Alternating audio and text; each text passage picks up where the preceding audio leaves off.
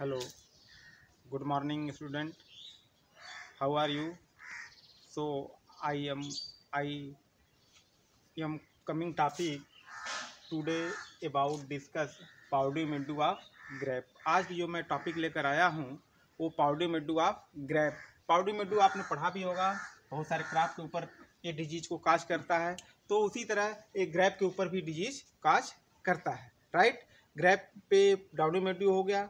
अब इसके बाद पाउडर मिड्डू डिस्ट्रीब्यूशन इसका देखते हैं, कहाँ कहाँ यह फंगस पाया जाता है।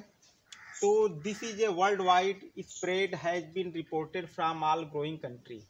जिस जिस देश में अंगूर की खेती होती है हर जगह पाउडर मिड्डू को रिपोर्ट किया गया है, क्योंकि पाउडर मिड्डू अधिकतर नॉर्मल मौसम में आता है, ह्यूमिडिटी ज़्यादा होती है, टेम्परेचर लो होता है, तभी पाउडर मिड्डू आता है। तो जितने भी ठंडे देश हैं उसमें पाउडर मिड्डू का प्रकोप सबसे ज़्यादा होता है।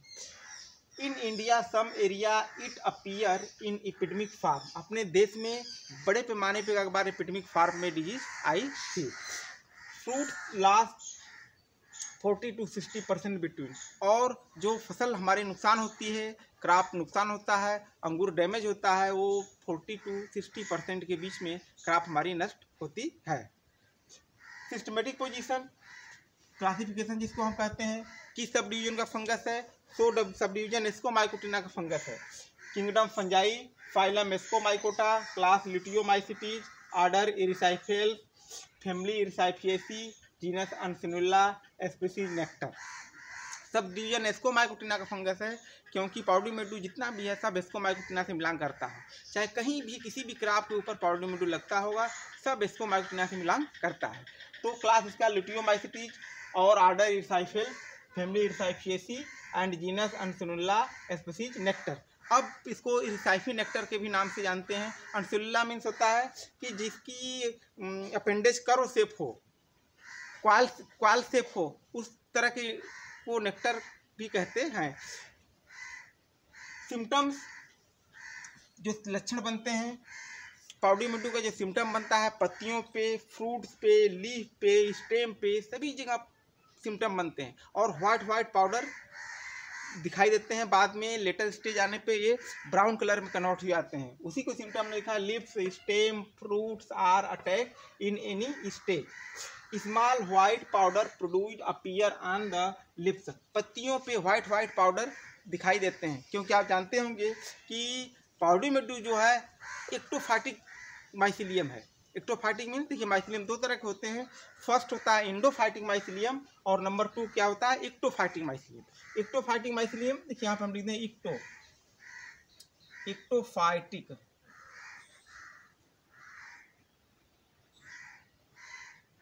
एक्टोफाइटिक माइसिलियम मीन्स होता है कि mycelium, when mycelium can be seen upper surface of leaf, fruit, stem etcetera.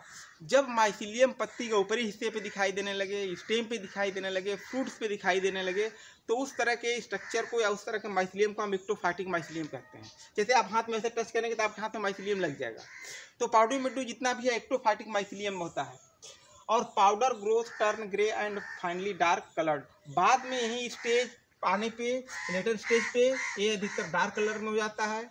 और fruit set crack and small size. उस समय जब पाउडर मिड्डू का इन्फेक्शन बड़े पैमाने पर होता है तो जो फ्रूट की साइज होती है वो छोटी छोटी जाती है, बाद में वही फ्रूट्स क्रैक कर जाते हैं, फट जाते हैं, क्योंकि उसके अंदर जूस की मात्रा बढ़ती रहती है और उसकी साइज बढ़ नहीं पाती, इसलिए वो फट जाते हैं, क्रैक कर जाते हैं।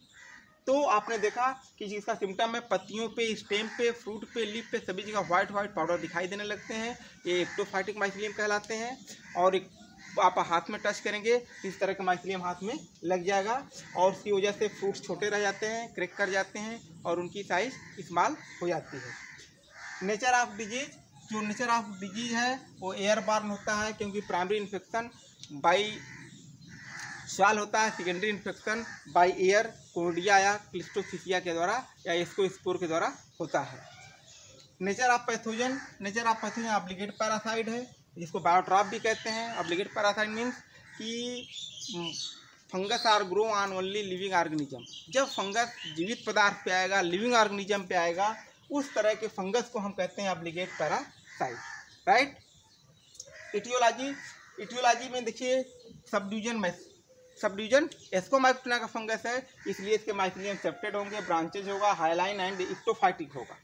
इक्टोफाइटिक आपको बता दिए। हिस्टोरिया और लोबेट, हिस्टोरिया लोबेट होते हैं क्योंकि हिस्टोरिया क्या करता है, एब्जॉर्बिंग ऑर्गन है, या भोजन को एब्जॉर्ब करता है, माइसिलियम से अटैच होता है और वो होस्ट टिश्यू कॉन्टैक्ट कर जाता है और भोजन को एब्जॉर्ब करता रहता है, जिसे माइसिलियम यूज करते हैं और आगे बढ़ते चले जाते हैं। इसमें लोबेट टाइप हिस्टोरिया पाया जाता है।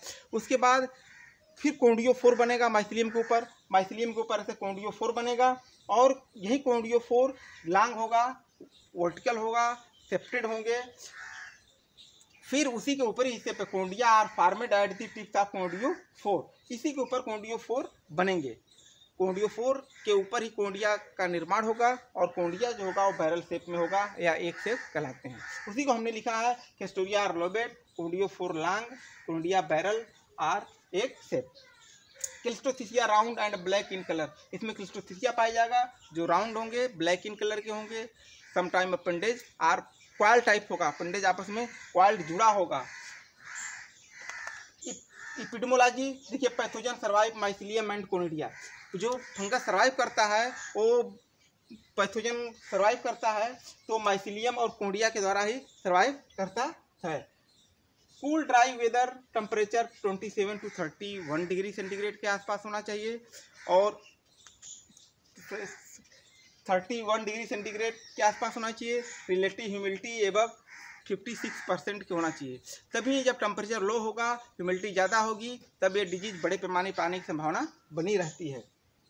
मैनेजमेंट कैसे करना है, देखिए मैनेजमेंट करना है, क्रॉप रोटेशन अपनाना है, फील्ड सैनिटेशन करने हैं और infected plants are collected and burn, infected plants collect करिए और जला दीजिए।